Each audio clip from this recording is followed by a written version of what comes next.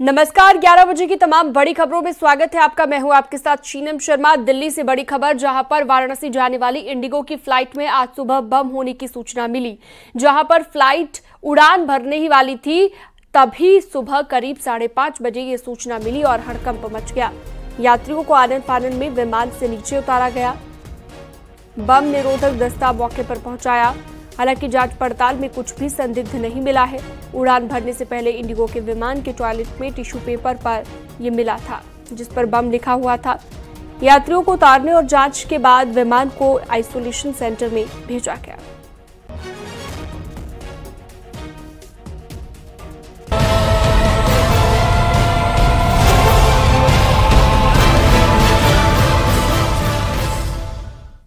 लोकसभा चुनाव के अंतिम चरण को लेकर बीजेपी ने अपनी पूरी ताकत झोंक दी है। सीएम योगी आदित्यनाथ दिन ब दिन ताबड़तोड़ जनसभाएं कर रहे हैं और आज भी सीएम योगी आदित्यनाथ यूपी से लेकर बिहार तक धुआंधार प्रचार करेंगे।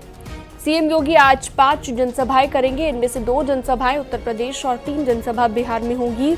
मुख्यमंत्री योगी आदित्यनाथ पहली जनसभा गोरखपुर लोकसभा सीट से बीजेपी प्रत्याशी रविकिशन के लिए करेंगे। मुख्यमंत्री योगी आदित्यनाथ गोरखपुर में 11 बजे बापू इंटर कॉलेज में जनसभाओं को संबोधित करेंगे। दूसरी जनसभा मिर्जापुर लोकसभा में होगी। उनकी तीसरी जनसभा पटना के फतुहा में होगी।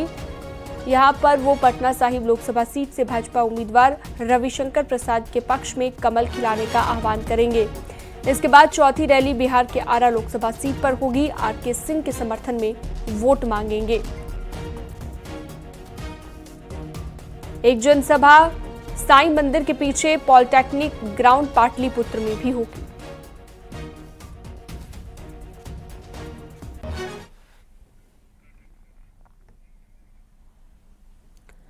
मुख्यमंत्री योगी आदित्यनाथ ने गोरखनाथ मंदिर में भगवान गोरक्षनाथ की पूजा अर्चना की। नाथ संप्रदाय के गुरुओं की समाधि पर माथा टेका और इस दौरान गोरखनाथ मंदिर में भ्रमण के दौरान मुख्यमंत्री जी ने छोटे छोटे बच्चों को पास बुलाकर उन्हें चॉकलेट दी, उनके साथ बातचीत की। मुख्यमंत्री का बाल प्रेम नजर आया और बच्चों के साथ फोटो भी खिंचवाई।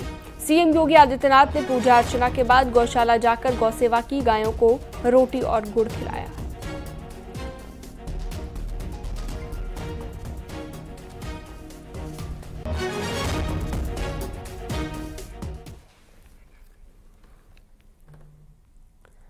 आखिरी चरण में यूपी में कई वीवीआईपी सीट पर चुनाव होने हैं। इन सीटों में सबसे अहम सीट है वाराणसी की सीट। 2014 और 2019 में प्रधानमंत्री नरेंद्र मोदी वाराणसी से चुनाव जीते थे और अब तीसरी बार काशी से ही चुनावी मैदान में हैं। इंडी गठबंधन की ओर से अजय राय चुनाव लड़ रहे हैं। इस हॉट सीट पर सियासी समीकरण को साधने के लिए तमाम राजनीतिक दिग्गज आज वाराणसी पहुंचेंगे, जहां पर केंद्रीय मंत्री अनुप्रिया पटेल और स्मृति ईरानी आज वाराणसी में जनसभा करेंगी। तो वहीं राहुल गांधी और अखिलेश यादव की भी आज संयुक्त रैली होनी है। कुल मिलाकर आज वाराणसी में सीधे सीधे एक सियासी संदेश देने की कोशिश होगी।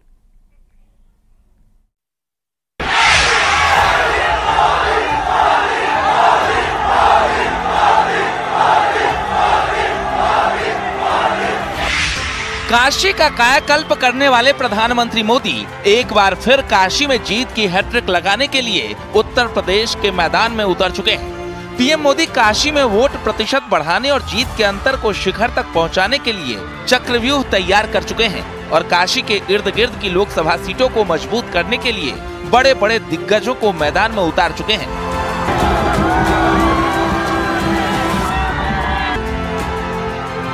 प्रधानमंत्री नरेंद्र मोदी को ऐतिहासिक जीत दिलाने के लिए बीजेपी ने पूरी ताकत काशी में लगा दी है।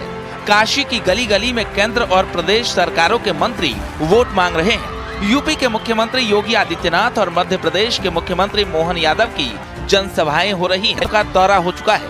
यूपी सरकार के 6 मंत्री बैक टू बैक प्रचार कर चुके हैं। तो अब अगले 3 दिनों के लिए बड़े बड़े योद्धा काशी के मैदान में नजर आने वाले हैं।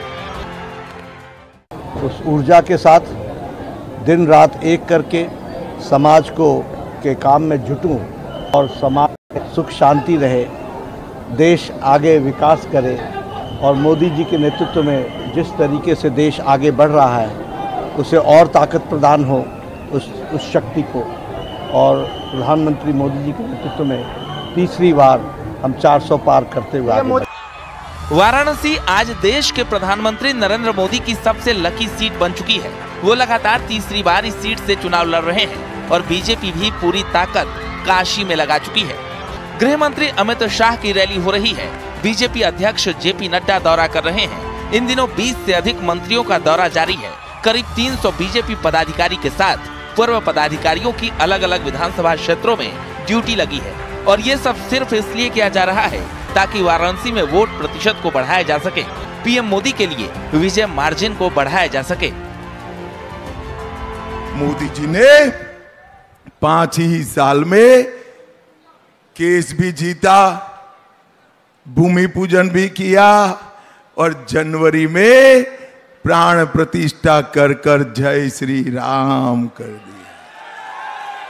भाइयों बहनों, मोदी जी ने सिर्फ राम मंदिर नहीं, औरंगजेब ने तोड़ा हुआ काशी विश्वनाथ का मंदिर भी बनाया और सोमनाथ का मंदिर भी सोने का बन रहा है। भाइयों बहनों, सोमनाथ का मंदिर। बहनों और भाइयों, ये बदलता हुआ काशी है। जब काशी बदलती है, काशी की कायाकल्प होती है, तो कायाकल्प उत्तर प्रदेश की होती है, उत्तर प्रदेश से देश की होती है। और यही कहने के लिए आए हैं।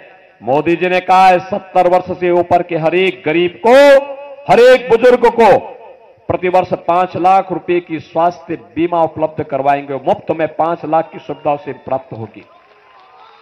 4 करोड़ गरीबों के मकान बने हैं। बाकी बचे जितने हैं, अगले 5 वर्ष के अंदर उन गरीबों के भी एक एक मकान बनेंगे। दिल्ली की सियासत का रास्ता यूपी से होकर गुजरता है और उसी यूपी के पूरब में है महादेव शिव की नगरी काशी। वो भी वीआईपी सीट जो पूरब की पॉलिटिक्स का एपिसेंटर मानी जाती है और इसी सियासी सेंटर पर 24 का 7वां और आखिरी चरण सेंट्रिक हो चुका है। Bureau report, news 18।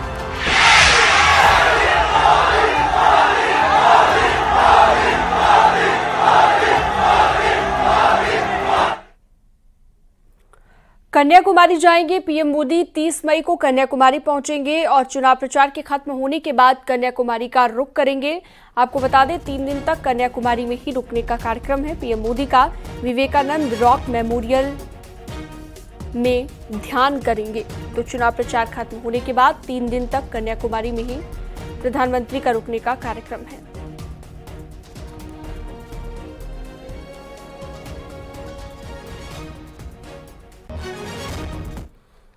अमरोहा में आयकर विभाग की छापेमारी। सीएल गुप्ता एक्सपोर्ट फैक्ट्री में छापा मारा गया है। सुबह 5 बजे के करीब छापेमारी हुई है। टैक्स चोरी के शक में यह छापेमार कार्रवाई देखने को मिली। कागजात खंगालने में अब टीम जुटी हुई है।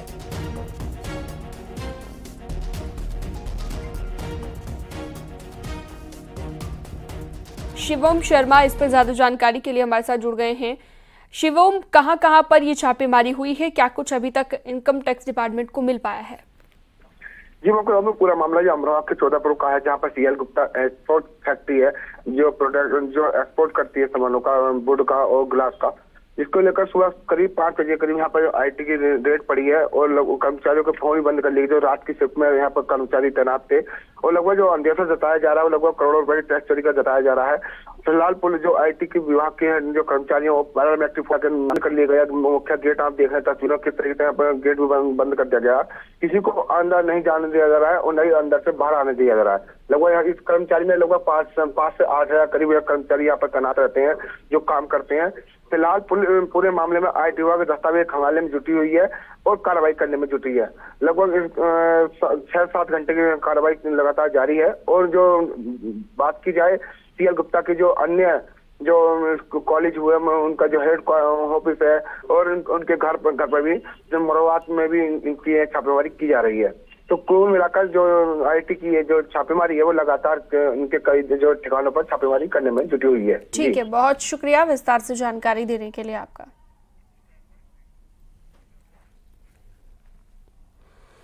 पीलीभीत में एक बंदर दारोगा जी का फोन लेकर भाग गया और उसे पकड़ने के लिए पुलिसकर्मी पीछे से दौड़ लगाते नजर आए। मामला कोतवाली बिसलपुर का है। दारोगा जी थाना परिसर में बन रहे बाथरूम में नहा रहे थे और अचानक से उनका मोबाइल लेकर बंदर फरार हो गया। बंदर के हाथ में मोबाइल देखा तो पुलिसकर्मी बंदर के पीछे भागे और बंदर मोबाइल को मुंह में लेकर पेड़ पर चढ़ने लगा। गनीमत ये रही कि मोबाइल बंदर से नहीं छूटा वरना मोबाइल टूट सकता था। काफी जद्दोजहद के बाद मोबाइल वापस मिला।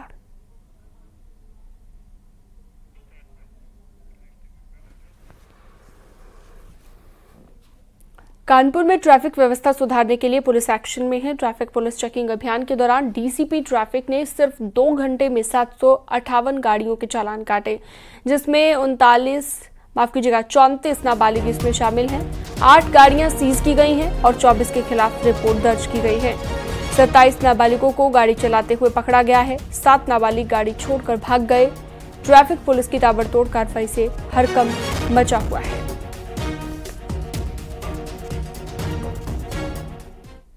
और वक्त छोटे से ब्रेक का, जल्द लौटते हैं।